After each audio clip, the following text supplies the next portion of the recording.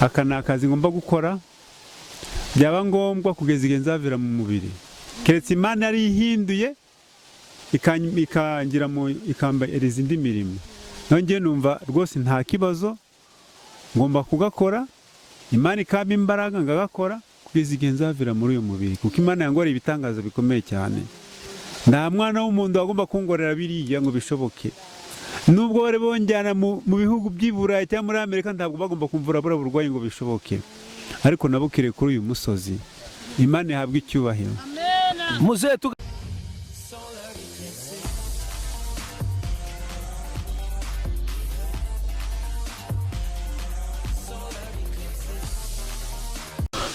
Bene data bakunzi bikamba Karovari TV ndongere mbasuza mu izina rya YESU abari Amerika, Canada, Israel, Ubwongereza, Ubufaransa, Uburundi, Kenya n'u Rwanda ndetse n'abakongomani badukurikirana abantu muri mande enye z'isi ndabashuje mu izina rya Yesu Kristo na wundi ni Reverend Pastor Steven nkuko bisanzwe iyi ni televiziyo yanyu mwakunze muri benshi kandi mureba muri benshi ndabizi ko muzahembukira ndabizi ko Imana izakora imirimo n'ibitangaza nkuko twayibabwiye ko tuzagira amasengesho y'iminsi 3 ndetse akabaho n'urugendo shuri rujya mu karere ka Rubavu twagize umugisha kuba turi kumwe na nkuko nabibabwiye mama asifiwe ni Reverend Pastor katangira bibwira uko ahangaha mubona turi niwe wahatugejeje reka tumeye mikrofone atangira basuza. Shalom bene data turabasuje mu izina rya Yesu nkuko umukozi w'Imana Pastor Steven yabivuze nitwa Reverend Pastor asifiwe Nyota nyobora itorero rya Elohim International Church rero ndi umumama kandi nkunze Imana nubaha Imana kandi nkubaha n'abantu b'Imana rero turi kuri uyu musozi hari icyo twaje gushaka kuri uyu musozi nicyo tushaka kubagezaho Imana ibaho umugisha reka atwakirira uyunguye turi kumwe na mwene data twifuza kugira ngo aduhe ubuhamya gatoya reka nawe atwibwire aratubwira izina rye atubwire n'umurimo akora n'impamvu awukora karibu mwene data witwa nde nitwa Turinawo Emmanuel Turinawo Emmanuel ngaba ngorera isuku hano kuri uyu musozi ukora isuku hano kuri uyu musozi ho basengera niki cyabiguteye kugira ngo ukore isuku kuri uyu musozi ni yihe mpamvu ese n'ubushake bwawe gusa ese niko nawe usenga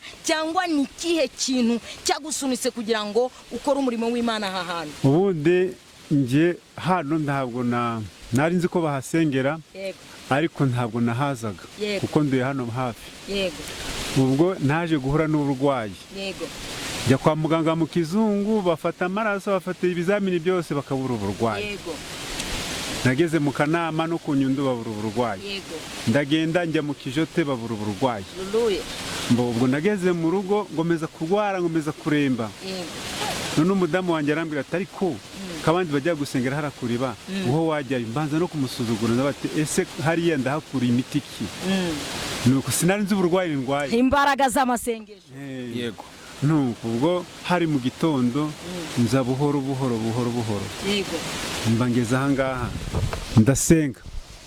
ndasenga ubwo nzamuka haraguru njya mu mazi ndasenga haciye iminsi 2 umudamu arambanura ati ho wa mugabo we hari umugore mwigeze gushakana yasigaranye umukandara wawe asigarana umusatsi wawe ku mutwe asigarana imyenda y'imbere yashatse kugira ngo azakuroga ibisazi ujye uri gutoragura amashashi ariko humura ndacyo uzaba nuko ubwo hashize ibyumweru 3 nicaye hariya kuri ririya buye yego umuhanuzi w'umusore arambwira ati ndagira ngo cameraman ahatunje hariya kwa rirabuye niho waciriye niho umuhanuzi yagusanze ndagira ngo abantu bumve imbaraga z'Imana zikora ubwo noneho ubwo arambwira ati wowe wa mugabo we iyo nda yawe irimo igisimba bakuroza igisimba none abo twicaranye barakangarana naye ndakangarana nose biti tiyo nda yawe irimo igisimba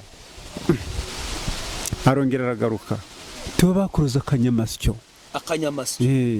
ariko humura Uwiteka agiye kukuvura uzakira ndacyo uzaba ubwo noneho ubwo birangiye yicara kuri rino buye riri hano inyuma riri aramba amagara ati ngwino hano wumva uri kubabara ute ti agasonga gakubitira hano na hano ti humura. Ubwo aransengera arangije arambwira ati genda uvoma amazi akarindwi uyateke kuri uriya mugezi, uyateke uyanywe icyumweru cyose uzakira. Ni ariya. Ubwo navumye amazi ndayateka ndayasengera, ubwo amazi narayanyweye, numva imbaraga ziri kugenda zigaruka. None aragenda ngumva mu mutima no mu mutwe hari gukora icyo, hari guteraguza cyane. Nagera ngiwawe ngabona niho, ariko ngabona hafite indi sura y'ahandi hantu, nuko indwara y'ibisazi nayo yari hafi gutungura.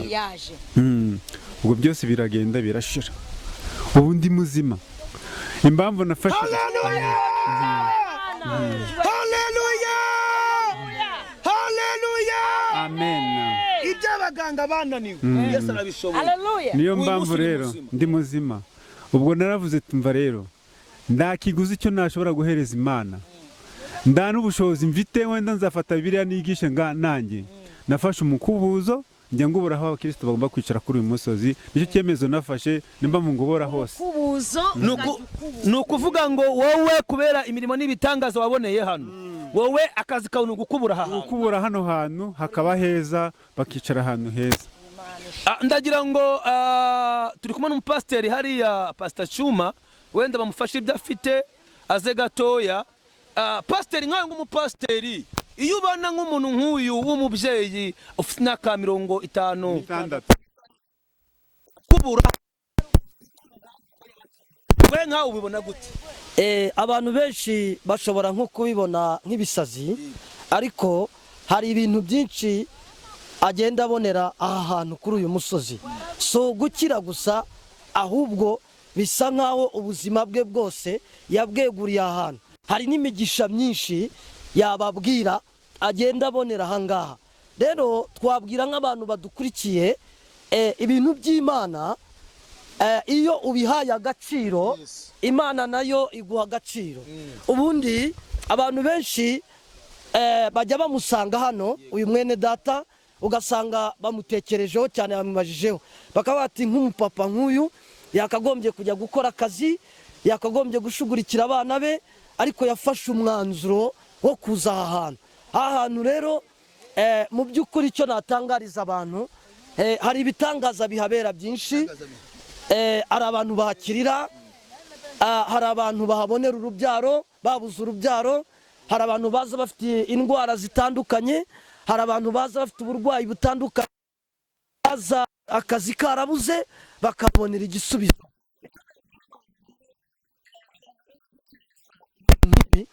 Nuko usanga ibintu by'amasengesho abantu babikerensa, ariko amasengesho nizo mbaraga, amasengesho nibwo buzima, amasengesho nibwo ni igitangaza, niyo nzira abantu babonerwamo yo gukira, yo gutabarirwamo.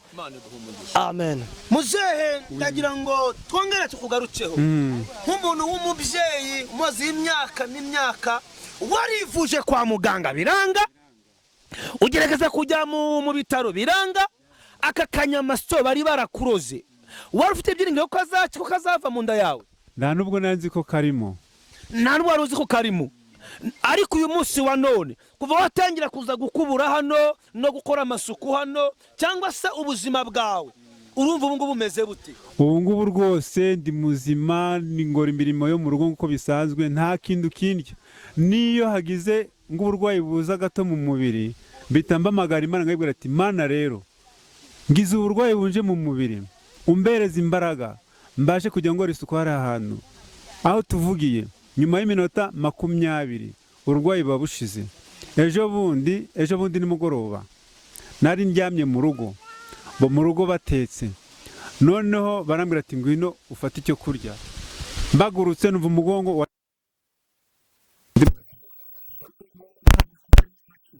ndabati ariko nabwiye Imana ati, uyu mugongo usubiranye. Ntabwo hashize iminota 10 umugongo gwarasubiranye, mba muzima, nda kibazo rwose. Amen. Ndi kumwe n'abandi bavandimwe hano, arubakwiga tukamubaza kuri nkawe nk'umuntu ndabona ufite Bibiliya, wakwegera hano, biragaragara ko ibintu byo gusenga ibintu uri gushakisha uyu mupapa umuzi gute ariko watangira wibwira abakunzi b'ikamba Karuvari TV?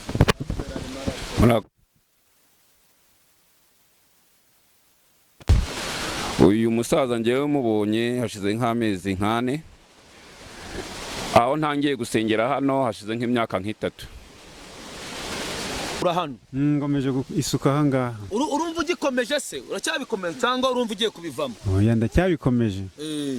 Mbamwe nabikomeje. Wabwira bari abantu? Mbamwe nabikomeje kandi nzabikomeza. Hano nahagiriye amahirwe. Ntakiriye urwaye ukomeye. Mbamwe navuze ati nge nda kintu cyo nabona cyo nahemba Imana nzakubura ahantu abakristo bicara. Ndabushoza mfite bwo guhagara imbere y'abakristo ngo mfate Bibiliya mbigishe. Nzakubura aho bazajya bicara mbategure neza n'aya mabuye nyakura hano ngajyana ku mbuga z'iruguru nyakuye muri uriya mugezi. Imbuga z'iruguru nazo ziriho amabuye yo kwicara. Hano haruguru tugiye kujya. Yego. Hari amabuye, hari izindi mbuga z'iruguru ziriho amabuye. Nyakura hano ngikorera ngibuye ngarizamukana uyu musozi ngaritora. Ejo nkazongera gufata irindi ngaritora. Ikindi ngafata irindi ngaritora kugira ngo bajye babona aho bicara. Cyakora nanone mu mirimo ngiyi ndahabura ibyo kuguca indege. Hari umugabo wanzanze ngwiwe hariya ndi kurishyira kuri mbuga ya hariya. Arambwira ati ariko muzeyi ibyo urimo ni ibiki? Ati nta mabuye yo kwicara. Bireke bajye bahagarara. Namwe tumva hano haza abarwayi, haza abakecuru n'abasaza badafite imbaraga, bagomba kwicara ngo bajye bahagarara. Naramwihoreye nikomereza imirimo yanjye. Naho bundi aka ni akazi ngomba gukora, byaba ngombwa kugeza igihe nzavira mu mubiri, keretse Imana yari ihinduye ikangira mu ikambereza indi mirimo. Nongeye numva rwose nta kibazo ngomba kugakora, Imana ikaba imbaraga ngagakora kugeza igihe nzavira muri uyu mubiri, kuko Imana yangoreye ibitangaza bikomeye cyane. Nta mwana w'umuntu agomba kungorera biriya ngo bishoboke. Nubwo bari bonjyana mu bihugu by'Iburayi cyangwa muri Amerika ntabwo bagomba kumvura bura burwayi ngo bishoboke. Ariko nabukire kuri uyu musozi, Imana ihabwa icyubahiro. Muze tugana ku musozo, mu bundi buzima ubayeho ute, urya gute, ese ufite imirima, ese ufite abana, uko niba wirirwa hano buri munsi, ese hari umukristo hano ugira nka 500? Ura mama wa mushumba uriya mushumba, uriya mu mama twari tukumwe wari uri hano naze tumo uriya mbese buriya iyo baje gusenga imbazi ko ndagomba kuburara. Hari n'abandi bagomba kumbona hano. Nari ndiho mubaza ngo ubuzima bwe abundi abayeho gute. Arambwira ngo wa mu mama cyane ko nanjye nzi kuri umubyeyi ngo iyo waje nagaburara. Ese nk'abakristo namwe musanga yakubuye kuki mutagira icyo mumukorera kugira ngo arye? Uyu mubyeyi ajya gufasha? Aramfashe cyane. Bambaye n'imyenda. Bagwaye n'imyenda. Ipantaro n'ikoti n'izi bote. Ubundi nageraga hano mfite ibibote byacitsemo kabiri, byaracitse ku buryo nanjye nageraga isoni zo guhagarara hamwe n'abandi. Izi bote ni umubyeyi aziguhaye? Nibo bazinguriye. Nibo bazikuguriye. Ubwo rero nge ubundi buzima bwo mbayeho busanzwe. Nge kera nari mfite isamba ariko Satani yayimize bunguri. Umugore twari ndunze icyo gihe yaramburanyije yose arayitwara, me iragenda. Ndangira bundi bushya bora mfite undi mugore, dufitanye abana 4. Umwana mukuru mfite afite imyaka 12. Nawo ngo nda mwana reka nkwibari uburyo cy'Imana iri kuguteza intambwe. Ndabaza nese wafashe umwanzuro wo kugira ngo wakire Yesu nk'umwami n'umukiza cyangwa wari ukijijwe cyangwa bimeze gute? Ngiye buriya ubu ndi mu rugendo. Ndi mu rugendo burana ndi gukurikira Uwiteka. Nuba ko ibitaratungana ariko mfite icyizere ko izabitunganya njye mu murongo kimwe n'abandi, kuko Imana ifite imbaraga nyinshi cyane. Kuko murabona nta muntu w'umukiranutsi atarabaye umunyabyaha. Hari indirimbo bakunda gutera hano ngo yanguye mu nsayo y'ibyaha. Nukuvuga ko yera ndirimbo yo bayiririmbye hari aho ibiri kunyigisha njyewe. Hari aho Imana yagukuye. Hari Imana yanguye. Ubure Imana rwose ndi kwishima cyane kandi nzayikurikira mbaka. Hanyuma warabatijwe se? Ntago wansubije ikibazo nakubajije. Warabatijwe cyangwa se? Wabatijwe mu Katolika. Nose urifuza kugira ngo ube munsi y'umusaraba ukurikire Kristo kuko ari we nzira n'ukuri? Cyane rwose.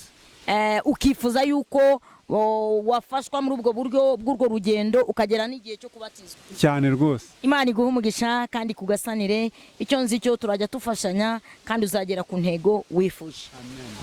Imana iguhe umugisha. Nubwo nahagaze nk'umunyamakuru ariko nenda umushumba, ndabizi barakwatuje magambo wayasubiyemo bagize umwami n'umuti. Noneho nkuko akunda kuza hano dufite umugisha kuri uyu munsi bafunguye amazi, ndagira ngo mu minsi izaza uzamushake. Noneho uwo munsi ujya kubatizwa mu mazi menshi, ngewe nzagura ipantaro n'ishati n'inkweto. Amen. Sibyo? Amen. Uyu ni mama wanje wandeze, nzagura ipantaro n'ishati n'inkweto. Sibyo? Umunsi wo kubatizwa mu mazi menshi, kandi ndifuza ko umujyari uzakubatiza. Amen. Cyane ko amaze kugufasha byinshi. Sibyo? Ikindi wikwita ku baguca intege. Ngewe ntuye Kigali kandi ubuhamya bwawe ntugire ngo buragarukira hano, buragera kuri. Hari telefone ugira? Oya. Oh mana, nta telefone ugira? Turamufasha na telefone nta kibazo. Hanyuma ku wa gatatu wenda azagura kasimu carte kugira ngo tujye tumubona. Hanyuma nzaguhana nimero z'abandi. Amen. Mama guhaye telefone. None ubwo mama guhaye telefone rero, sibyo? Azama nimero yawe. Umunsi wo kubatizwa nzaza. Amen. Mama ategura umubatizo, umunsi wo kubatiza nzaza. Bagiye kuguha telefone. Amen. Hereza Imana icyubahiro. Haleluya! Hereza Imana. Hereza Imana icyubahiro bene data.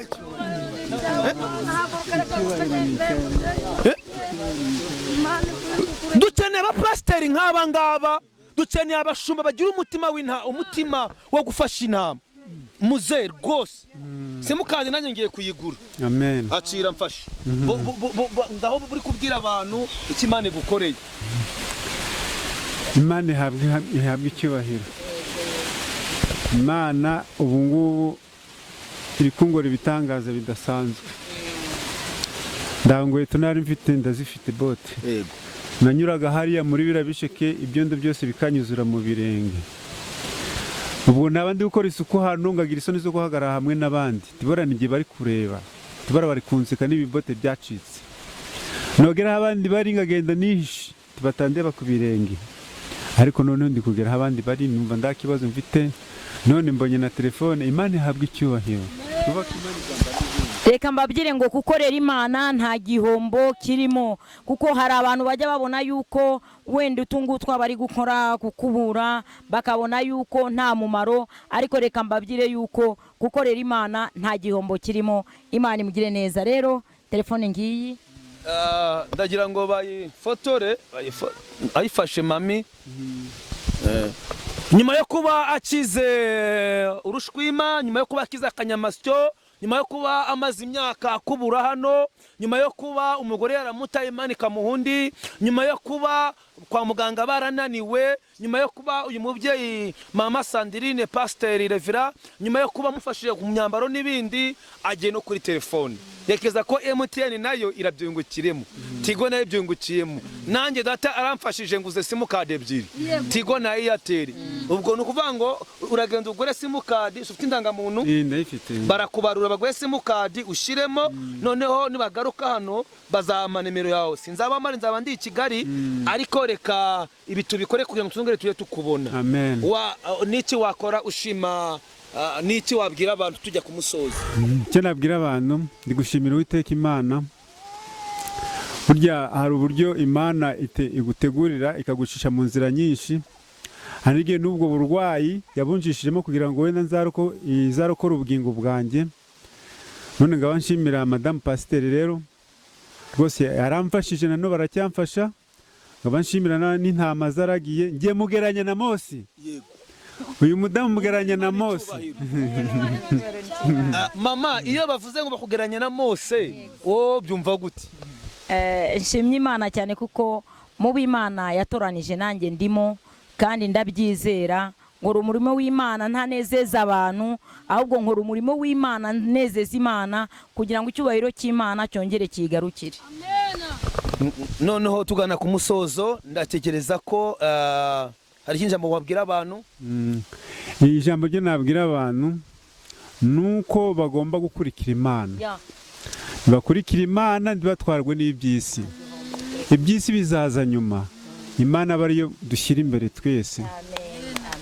Murakoze mwe mwadukurikiranaga nk'uko mwabibonye, dore uru ni rwo rushoro rwe, uyu ni umufuka we ashyiramo imyanda akajya kuyijugunya, iyi ni inkoni agenderaho, uyu nimwe twababwiye wakize akanyamasyo, Imana yaramukijije imugirira neza, yagize umugisha kuri mama asifiwe.